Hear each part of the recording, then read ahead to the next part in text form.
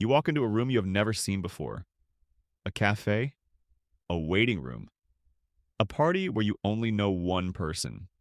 And before you say a word, before you even decide where to sit, your eyes have already done something. They have swept the space. Corners first, exits second, faces third. You did not plan this. You did not choose this. It happened in under a second, and you will never remember doing it. You probably think this is nothing, a habit, a quirk of attention, but the real answer is far stranger. This tiny automatic scan is not a personality trait. It is not something you learned from a parent or picked up from years of city living. It is a script written into your nervous system long before cities existed, long before rooms existed, long before walls were even an idea. Start with what your eyes are actually doing.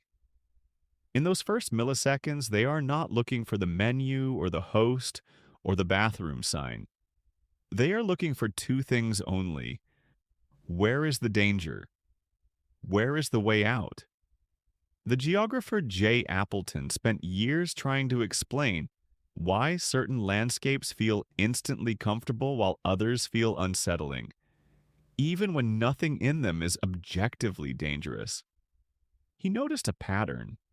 People consistently preferred spaces that offered two things at once: a wide, open view to see what is coming, and a sheltered spot to retreat into if something does.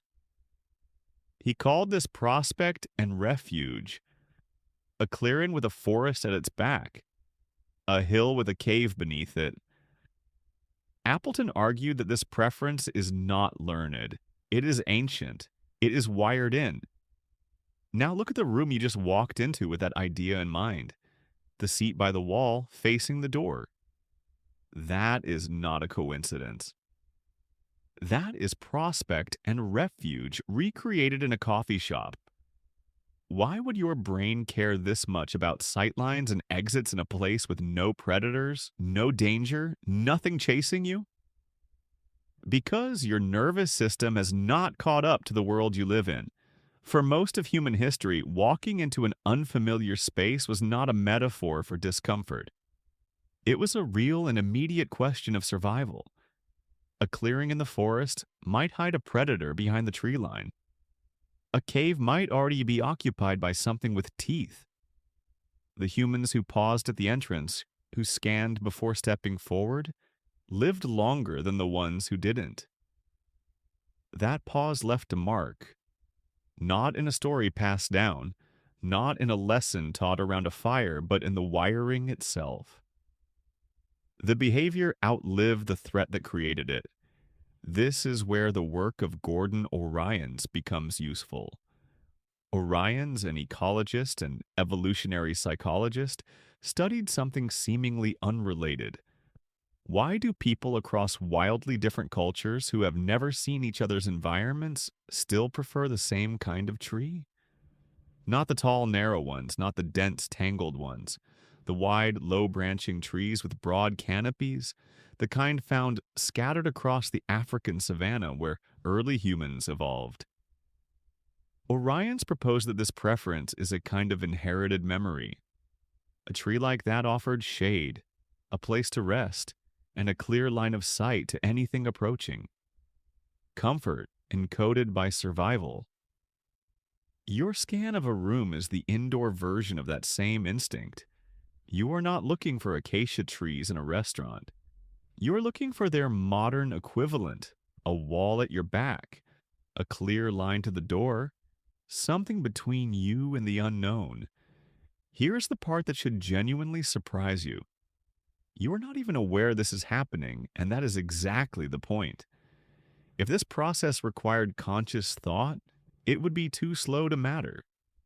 The brain regions responsible for this scan, particularly the amygdala and the visual processing centers working together, are built for speed, not deliberation.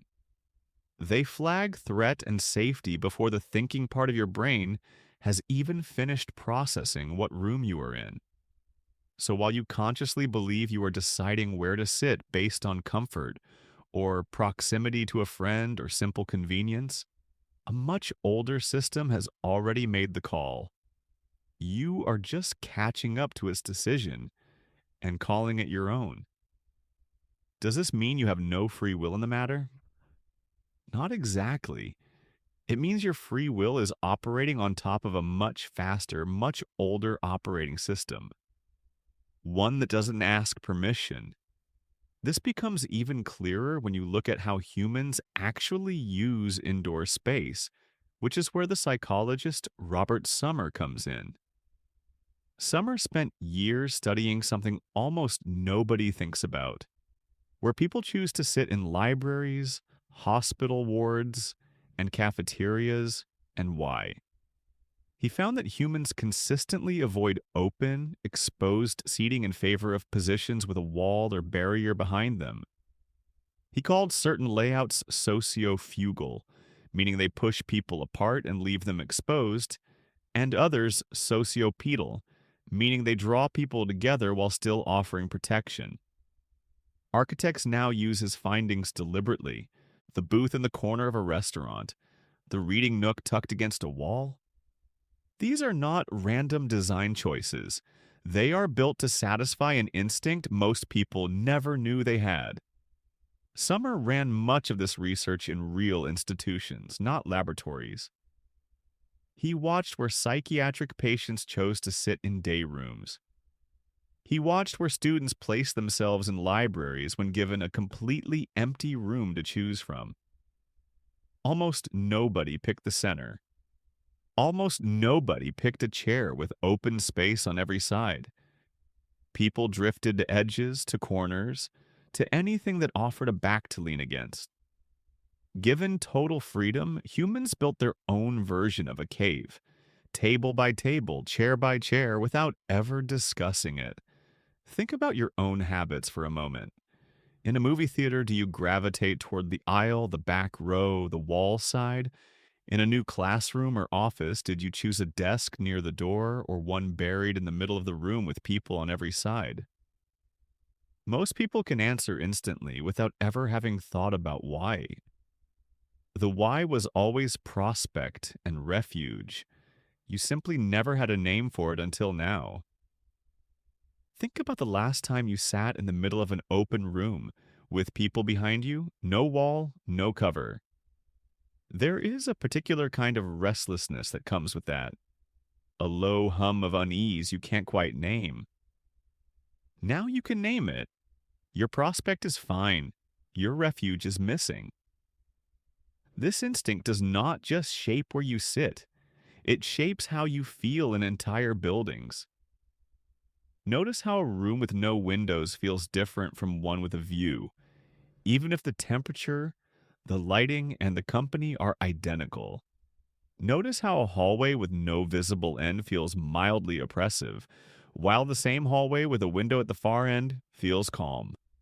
None of this is really about windows or hallways. It is about prospect and refuge, the same ancient calculation running quietly in the background of your day.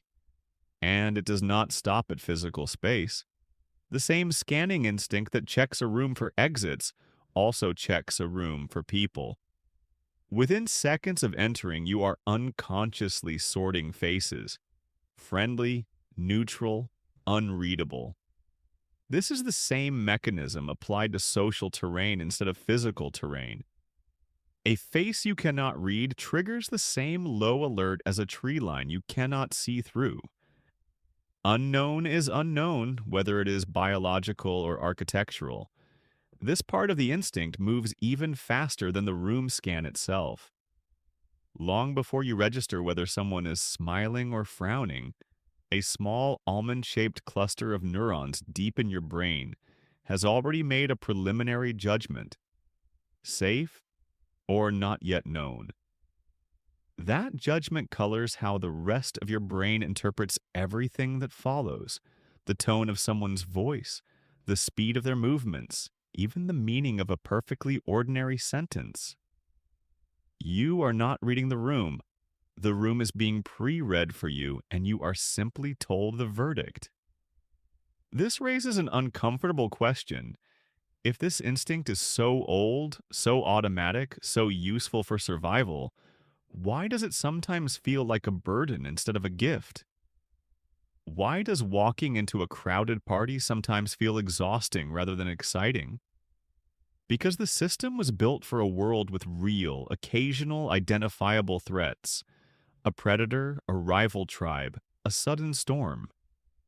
It was never built for a world with constant, low-grade social uncertainty. A room full of strangers, a meeting full of unreadable expressions, a city block of faces you will never see again. The scanning never turns off. It just keeps running against a world that no longer matches its original purpose. That mismatch is part of why unfamiliar social spaces can feel quietly draining, even when nothing bad happens at all. Consider how this plays out somewhere as ordinary as a job interview or a first date or networking event. None of these involve any real physical danger. Nobody is going to be harmed, and yet your palms might sweat anyway, your eyes might still flick toward the door, your shoulders might still tense as though something is about to happen. That tension is not irrational, it is simply outdated. Your body is running survival software in a setting that only ever asks for small talk. Knowing this changes very little about what you'll do the next time you walk into a room. You will still glance toward the exits without meaning to. You will still feel slightly more at ease in the seat against the wall. You will still size up the faces around you in less time than it takes to blink twice. But now you know what that glance actually is. It is not anxiety. It is not a flaw. It is a 4 million-year-old habit, inherited from ancestors who never sat in a coffee shop, never walked into an office, never once imagined a room with electric light and soft music playing overhead. They only knew that the ones who paused at the entrance to a clearing, who checked the tree line before stepping forward, were the ones who got to have descendants at all. You are one of those descendants.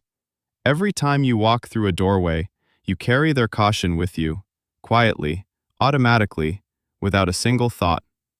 You are about to walk into a room you have never seen before, and this time, you already know what your eyes are about to do before they do it.